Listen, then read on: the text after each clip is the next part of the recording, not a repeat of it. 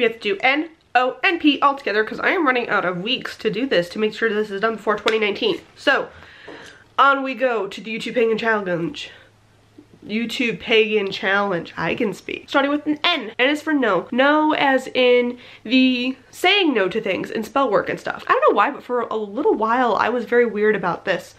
I could not just sit down and do a spell that was a banishment or a rejection of an energy or even a barrier against a certain energy. I felt like blocking it was almost in a weird way inviting it in, you know, like I didn't want to pay attention to it. I just want to pay attention to the good things, the benefits of things. And then suddenly with this darker half of the year this time around, I am definitely feeling a little bit more into, I am banishing things like laziness, or I am banishing things like lack of focus. I am using things not so much to also cultivate good habits, but also to cast away the bad. And I'm allowing that to be more part of my spell work and things, right? Whereas like I'm hoping not just like, I'm hoping to eat more good foods and have the focus on the positive, because I don't know, science has shown that the more you focus on the positive, the more you notice it, the more you bring things in energetically, then law of attraction, what you focus on, what you bring in, there's that concept.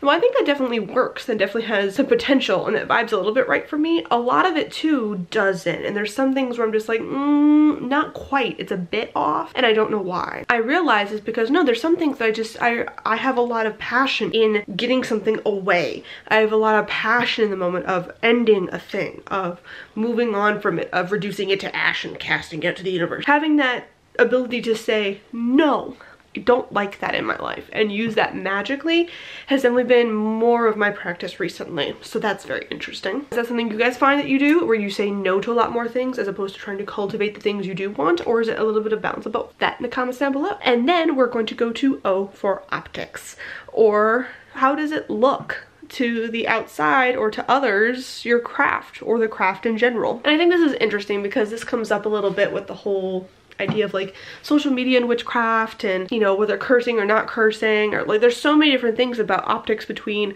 one witch to other witches, people in the spiritual community, alternative spiritual community in general.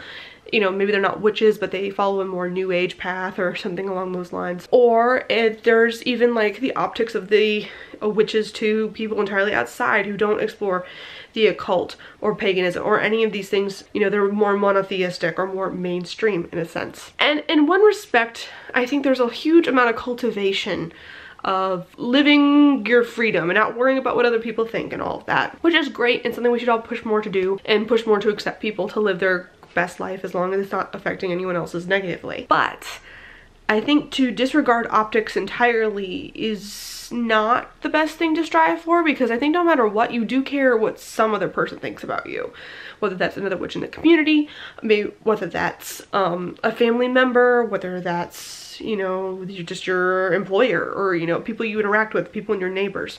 You care a little bit what other people think of you and how maybe even people think of a thing, because there's a sense of validation that comes with other people approving of your life choices. And there needs to be more, I think, of a balance in a sense, at least for me. I found I definitely lean more towards that do what you want, forget what other people think type of deal. But I also have a bit of this, there's like this like 80% that do what I want, and then there's like that 20% of but still worry about what others think of you. People who matter to you, what do they think of you? People who could control your or have an influence over your monetary gains. What do they think of you?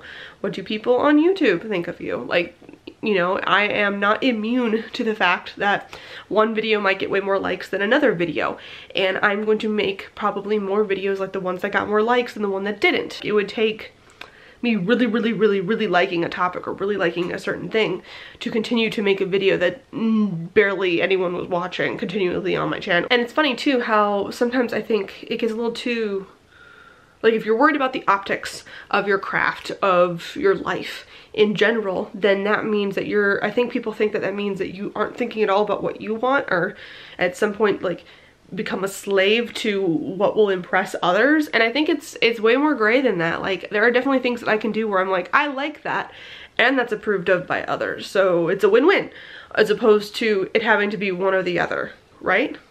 And so there's something that I definitely notice with that. Like, there's things that I'm like, hey, you know what, that kind of has negative optics in a sense for one aspect of my life, and on top of it, I'm a little curious into it, but I'm not too into it, so it's okay if I bypass it. Whereas there's something else where it's like, no, I don't, like, even if the optics are bad on this, witchcraft in general, when I first went into it, I wasn't too sure of the optics on it, and I was like, regardless, I'm going to explore it, I'm going to do the thing.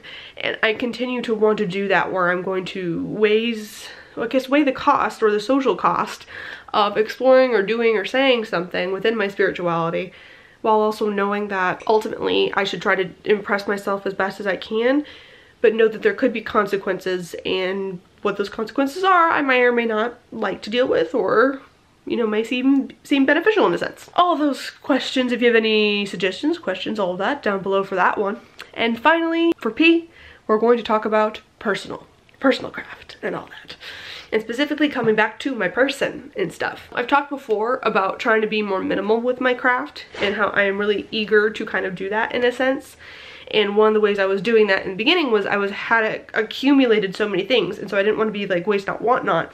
So I used so much of the tools, the candles, the herbs, different spell work, things of this nature that I had at my disposal already, which was great. But I have now run a little bit low on some stuff, and after using so many candles and herbs and tarot cards and different sprays and like all sorts of different stuff for the month of October, month of November for me has been much more of a, what can I conjure up? What is the words that can come off of my lips? And that is all the magic I need, is that I've literally come up with a spell off the top of my head. I haven't even written it down. I'm just like saying it out as it comes to me and seeing what comes from that. Like literally down to what it just is, my personal power, just from me. No outside energy or outside tool influencing or manipulating or anything like that. It is all just me and leaning into that. And I find interesting how sometimes it's good in a way to, like, the tools are important and the tools can be great, but if they become a little too much, or if you're giving, I think in a sense, maybe a little too much power to the tools, it is a good idea in some ways to take a very purposeful break from them. Like, I am definitely playing with the idea from now until Yule.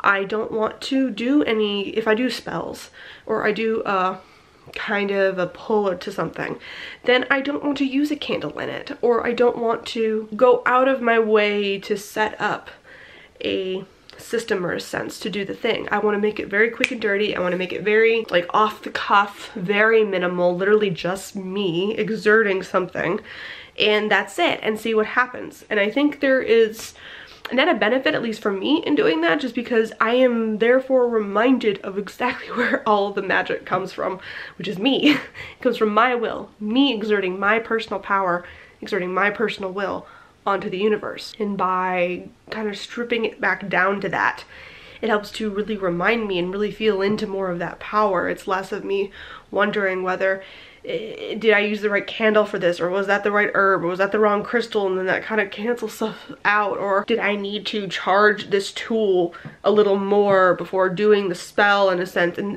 instead it's been entirely just a lot of just going, no, it all comes from me. So if I feel a burst of energy at this current moment, I can use that in the moment, whether just me sitting in my car and I feel this, ooh, then I can, boom, it's my personal power being exerted out into the world, and that witchcraft is good enough. Anyway, I make new videos every Monday, Wednesday, and Friday, and I will see you guys next time. Bye.